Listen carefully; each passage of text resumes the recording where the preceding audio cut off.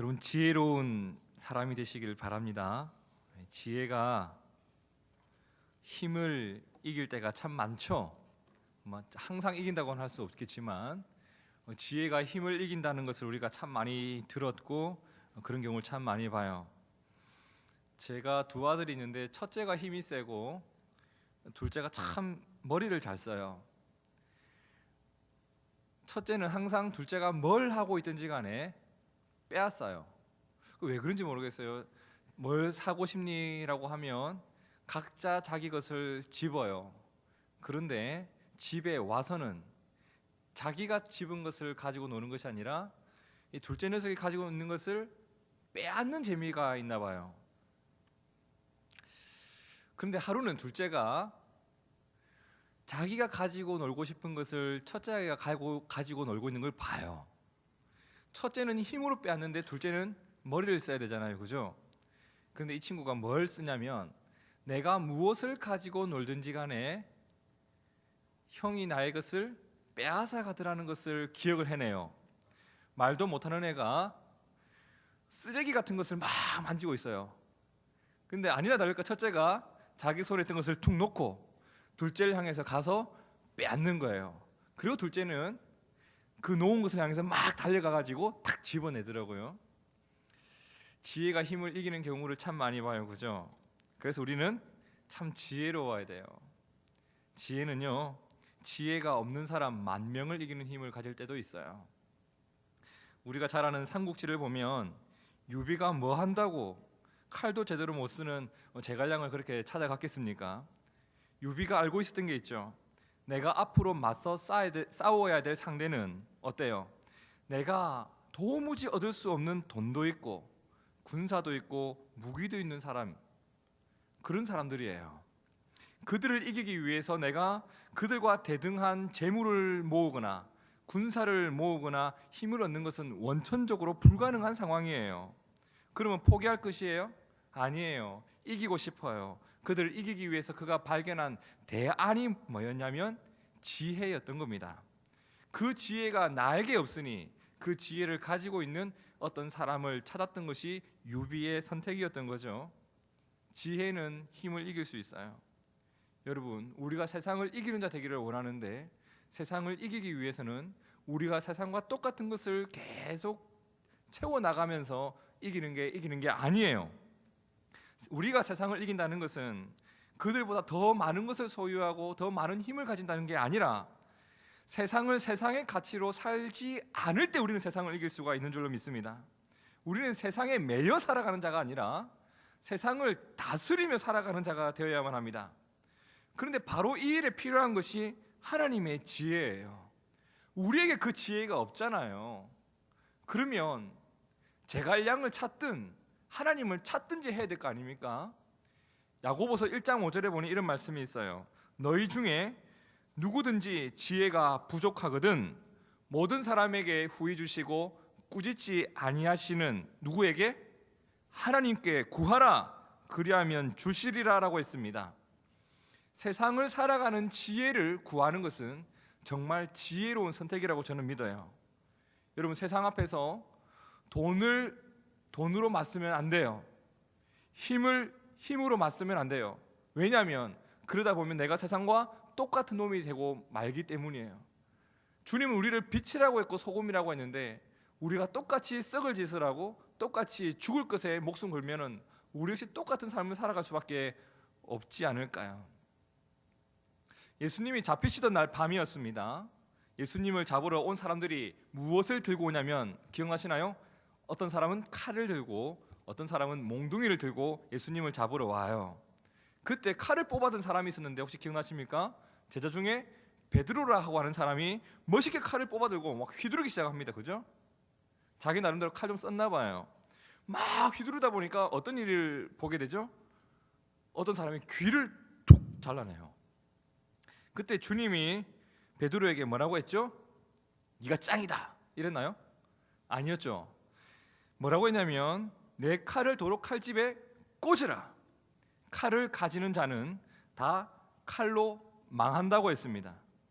주님은 지금 본인이 잡혀가시는 그 순간에도 황급하게 제자들에게 가르쳐주는 내용이 있었어요. 악한 세상과 똑같은 방법으로 살아가는 것은 그들을 이기는 길이 아니라 망하는 길이라고 했습니다. 여러분 기억하셔야 돼요. 세상을 이기는 힘은 칼에 있지 않고 하나님의 지혜와 우리의 믿음에 있는 줄로 믿으시길 바랍니다. 요한일서 5장 4절에 보는 이런 말씀이 있죠.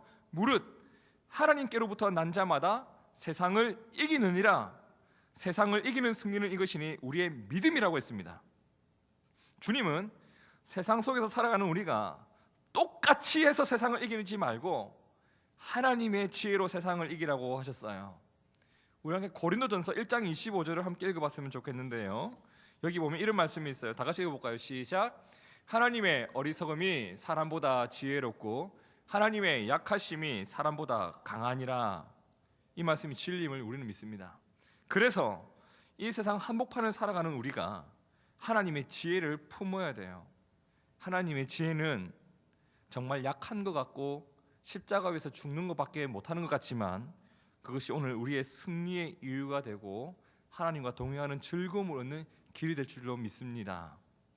그렇다면 하나님의 지혜가 소중하다는 것은 알겠는데 얻기 위해서 우리는 무엇을 해야 하냐 말이에요. 무엇을 해야 할까요? 이 지혜를 얻기 위해서는 하나님의 지혜가 어디에 담겨 있는지를 알아야 될 겁니다. 그리고 그것을 내가 깊이 알아야 될 거예요. 그럼 그것이 도대체 무엇일까요? 여러분 다 가지고 있는 성경이죠. 디모데 후서 3장 16절에 모든 성경은 뭐라고 했죠? 하나님의 감동으로 된 것으로 교훈과 책망과 바르게 함과 의로 교육하기에 유익할 뿐만 아니라 이는 하나님의 사람으로 온전하게 세우는 길이라고 했습니다. 선한 일을 행할 능력을 갖추게 하는 힘이 있다고 했습니다. 어디예요? 성경이에요. 그래서 시편 1편에서는 복 있는 사람을 뭐라고 했죠?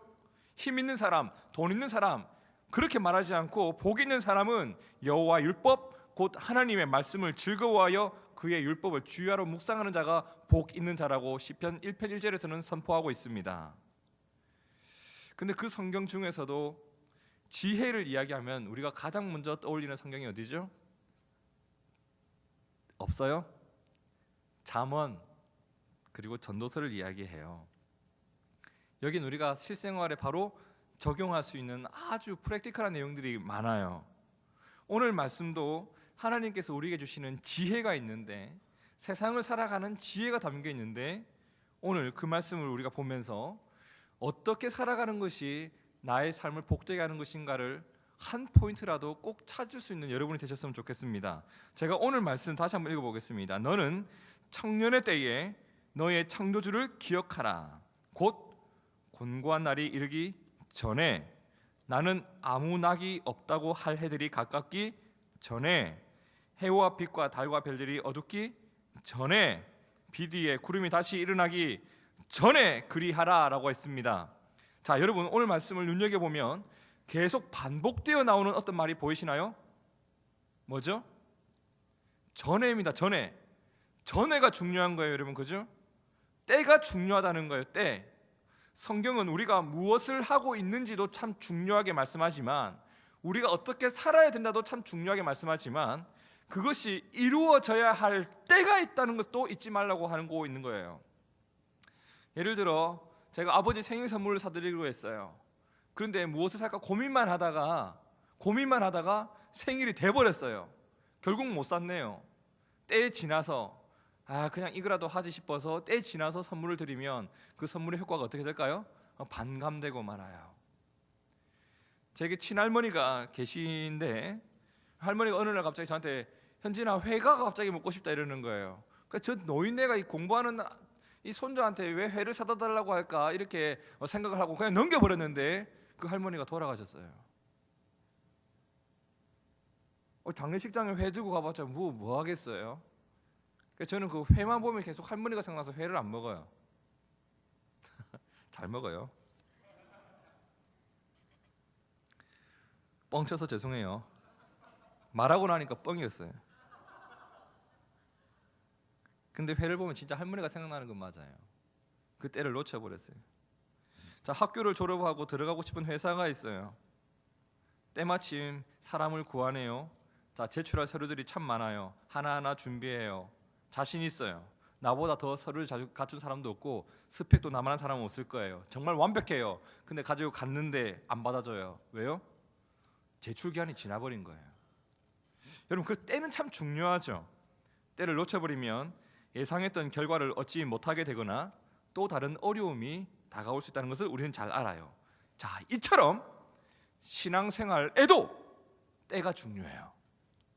그 때를 놓치면 그 일을 도무지 할 수 없는 때가 와요. 여러분, 오늘 말씀을 다시 한번 볼게요. 전은 전인데 무엇 전에 하라고 했죠?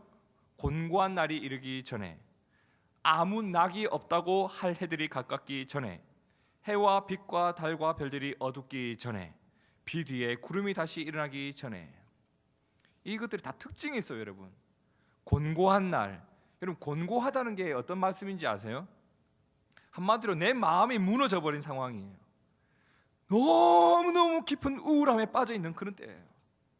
곤고한 때예요. 아무 낙이 없다고 한다. 낙이 없다는 게 뭐예요, 여러분? 즐거움이 없어요. 소망이 보이지를 않아요. 오늘의 어려움은 견디겠는데 내일도 이렇게 될 것 같아 두려운 때예요. 해와 빛과 달과 별들이 어두워요.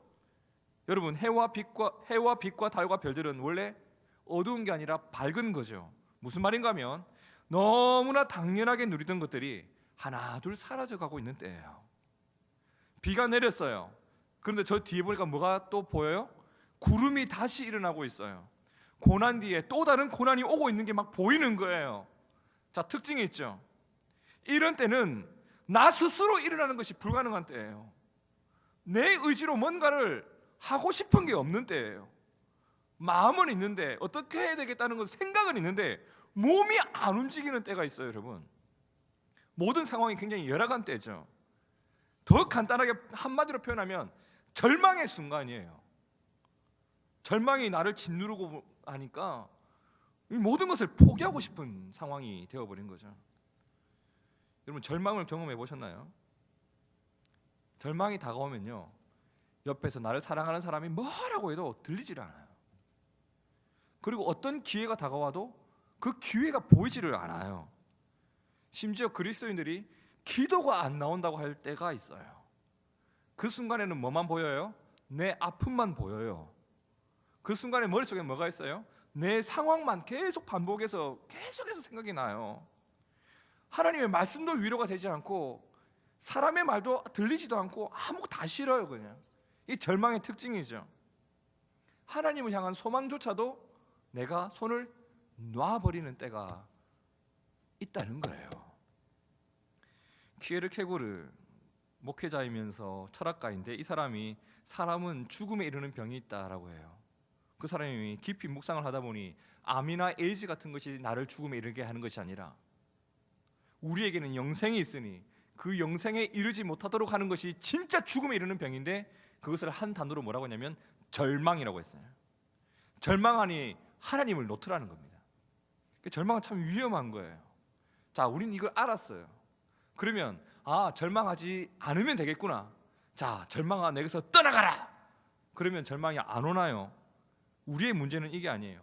절망하면 안 된다는 것을 알고 있음에도 불구하고, 포기하면 망한다는 것을 알고 있음에도 불구하고 나를 안 피해가고 나를 찾아오는 거예요. 뭐가? 절망과 포기라는 마음이.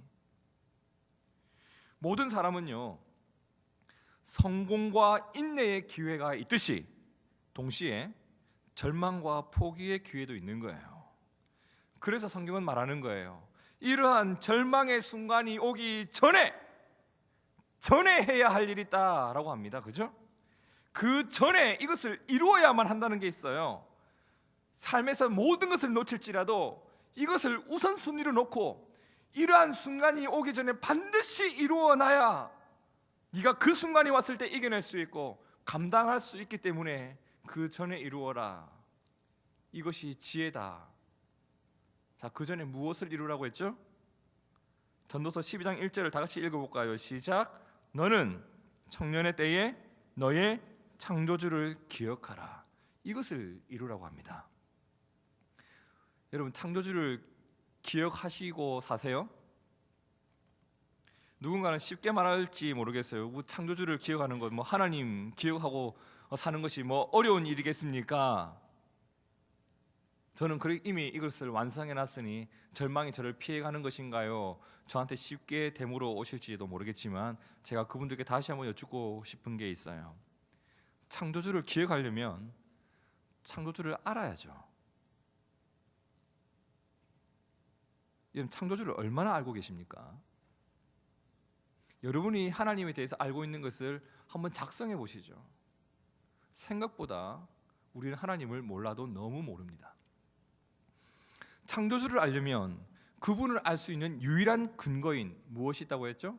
성경을 알아야 될 텐데, 이것이 나를 온전하게 세우는 길이라고 분명히 말씀하고 있었고 이것이 지혜인 것도 우리가 알고 있는데, 그분을 알려면 성경을 알아야죠. 우리는 말씀을 얼마나 알고 있고 얼마나 가까이 하고 있을까요? 오늘 내가 말씀을 가까이 하고 있는 정도가 하나님을 아는 정도이고, 하나님을 아는 정도가 언젠가 어려움이 왔을 때 하나님을 기억하는 정도가 될 것이고, 그것이 내가 그 절망보다 그 힘이 더 크다면 우리는 그것을 이겨낼 수 있을 거예요. 오늘 성경은 창조주를 기억하며 살아가는 이 일을 언제 이루라고요? 청년의 때에 이루라고 했습니다.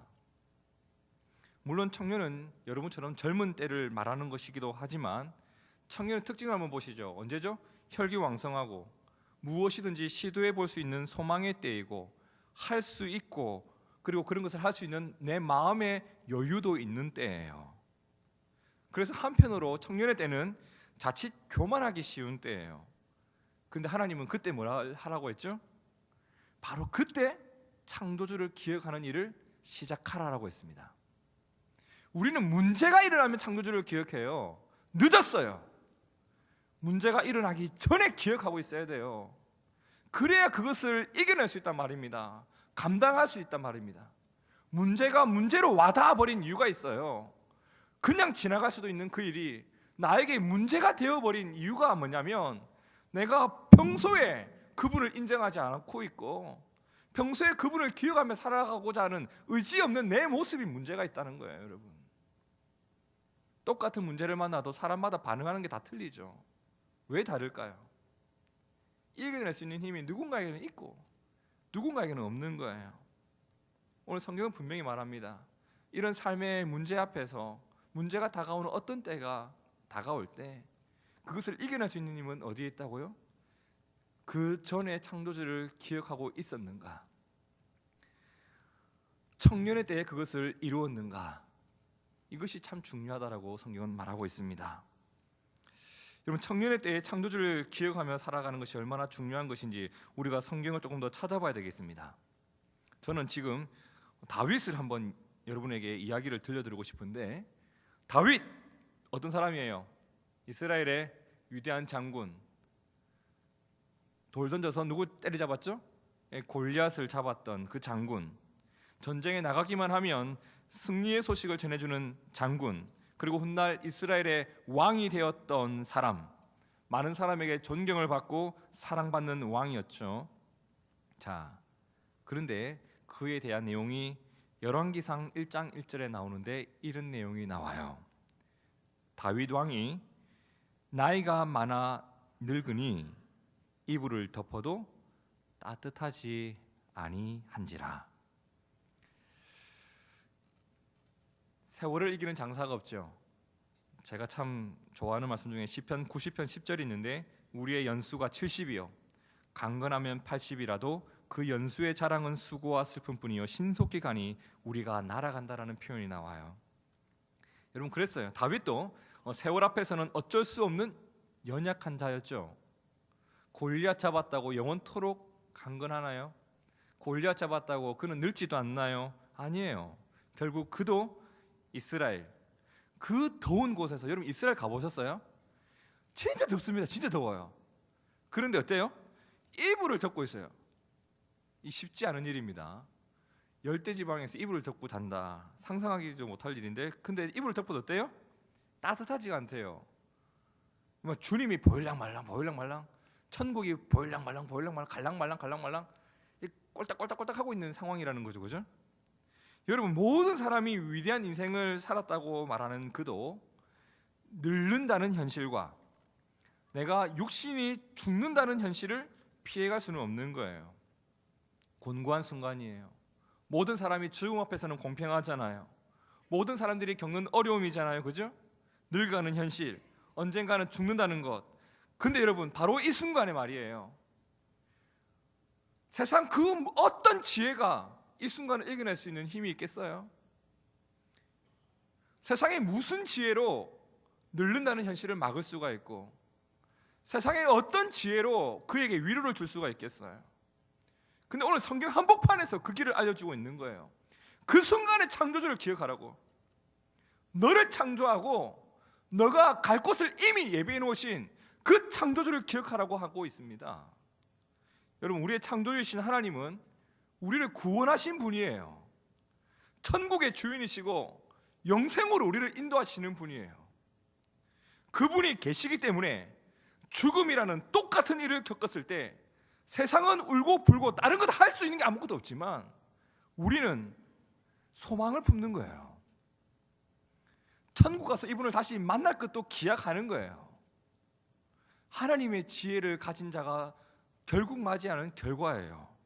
그분이 계시기 때문에 죽음도 다른 마음으로 볼 수 있는 것이고, 죽음의 의미도 달라지는 것이고, 아픔을 겪어도 나는 이겨낼 수 있는 힘이 주어지는 겁니다. 청년의 때에 창조주를 기억한 자는 바로 이 지혜 때문에 그 순간을 이겨낼 수 있으리라 저는 믿습니다. 언제 준비하라고요? 청년의 때예요. 바로 오늘 말합니다. 오늘입니다. 자, 다윗이 이렇게 죽어요. 이불을 덮어도 춥던 그는 죽어요. 그리고 그 이후에 왕이 된 사람이 누구였죠? 솔시죠. 아버지는 다시인데 아들은 솔시예요. 솔로몬 씨. 솔로몬 씨께서 오늘 우리가 읽은 말씀 있죠? 전도서, 이것을 기록한 장본인이에요. 자, 솔로몬 하면 우리가 제일 먼저 떠오르는 게 뭐예요? 다윗은 장군, 솔로몬 하면 지혜를 떠올려요.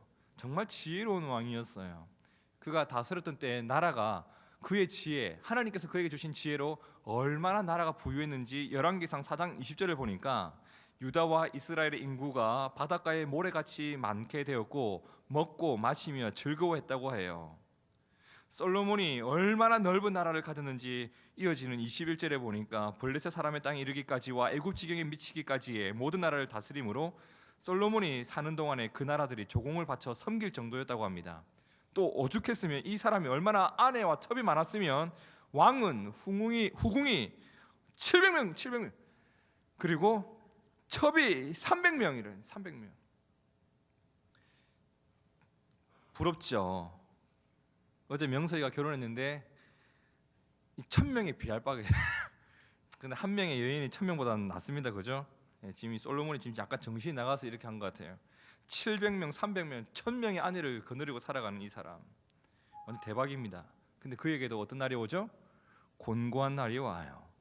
곤고한 날이 와요. 모든 것은 누린 것 같지만 이어지는 말씀해 보니 그 700명과 300명이 어떻게 하죠? 왕의 마음을 돌아서게 하더라. 왕의 마음이 뭐예요? 하나님의 지혜로부터 돌아서게 합니다. 솔로몬이 나이가 많을 때에 그의 여인들이 그의 마음을 돌려 하나님이 아니라 무엇을 따르게 하죠? 다른 신들을 따르게 하고. 그러니 왕의 마음이 어떻게 되죠? 아버지 다윗의 마음과 같지 아니하여 하나님 앞에서 온전한 것을 실패하고 말아요. 솔로몬이 부유하고 힘있게 되었던 이유가 뭐였죠? 하나님의 지혜 때문이었습니다. 근데 왕의 마음이 돌아서고 다른 신들을 따르면서 무엇을 잃게 되죠? 하나님의 지혜를 잃어버리게 돼요. 언제부터인지는 모르겠지만, 무엇부터 시작되었는지는 모르겠지만 그는 지혜의 근원이신 하나님을 잊어버리기 시작하고 나의 창조주 하나님을 잊어버리기를 시작해요. 그 결과 지혜에서는 멀어지고 죄와는 가까워져요. 겸손과는 멀어지고 교만과는 가까워져요. 하나님과는 멀어지고 세상과는 가까워지기 시작해요. 왜 이런 일이 발생했냐는 거예요. 창조주를 잊었기 때문이에요. 그 결과 그는 죄에 대한 무시무시한 대가를 치르게 돼요.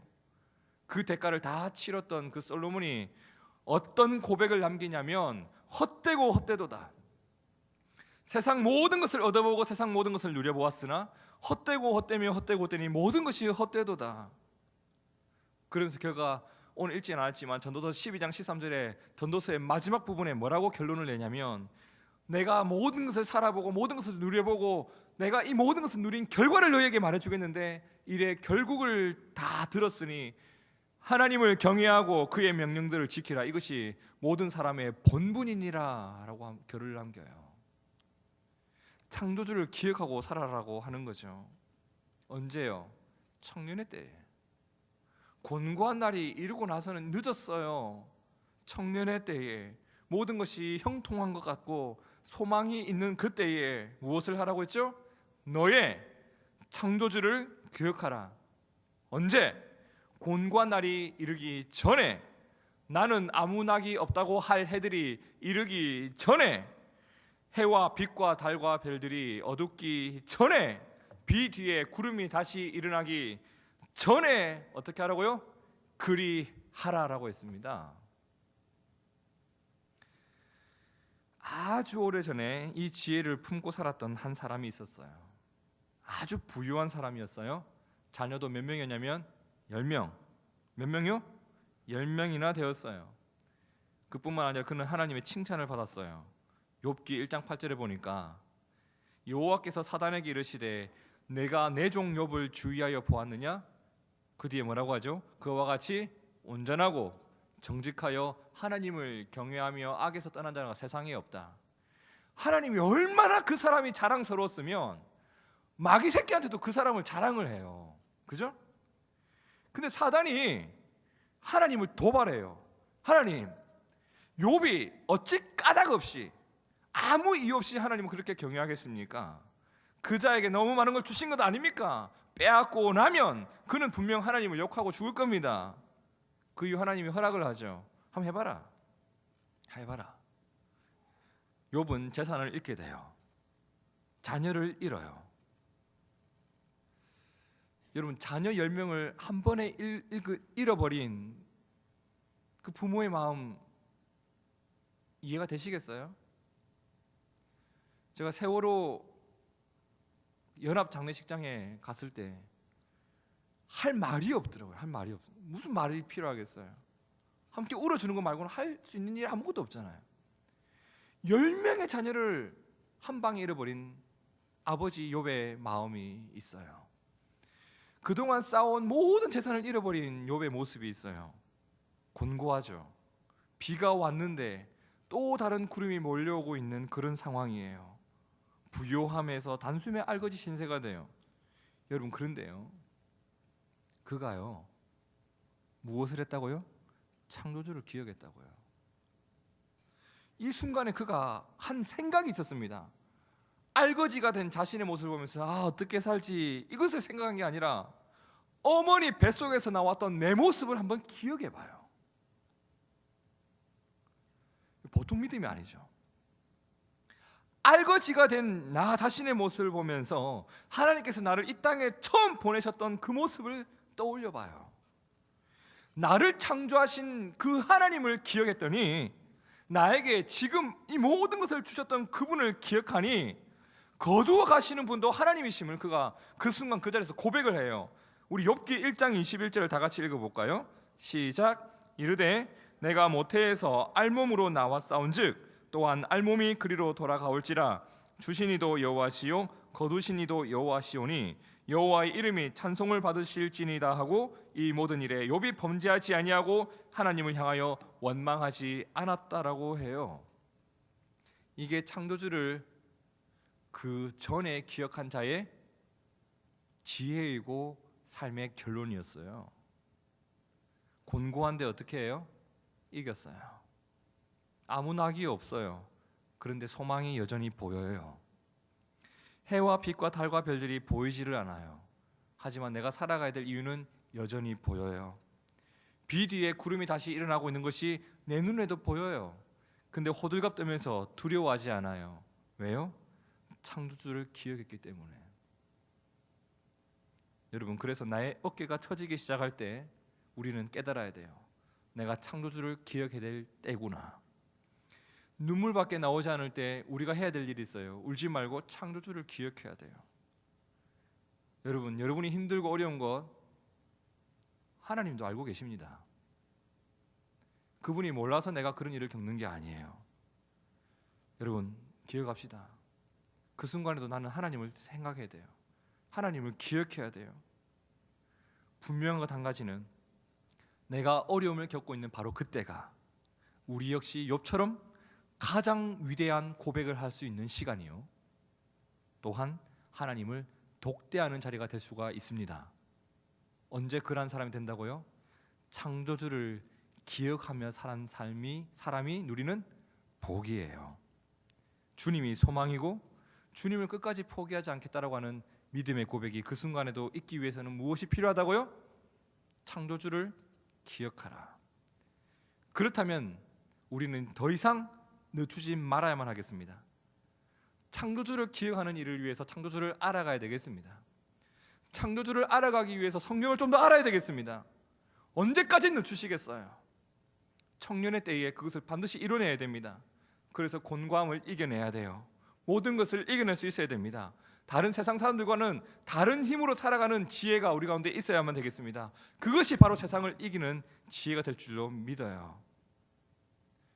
어제를 감사하는 능력, 오늘을 살아가는 능력, 내일을 꿈꾸는 능력은 창조주를 기억하는 지혜에서 나올 줄로 믿습니다. 오늘 말씀이죠. 너는 청년의 때에 너희의 창조주를 기억하라. 곧 곤고한 날이 이르기 전에, 나는 아무 낙이 없다고 할 해들이 가깝기 전에, 해와 빛과 달과 별들이 어둡기 전에, 비 뒤에 구름이 다시 일어나기 전에 그리하라. 아멘. 함께 기도하겠습니다.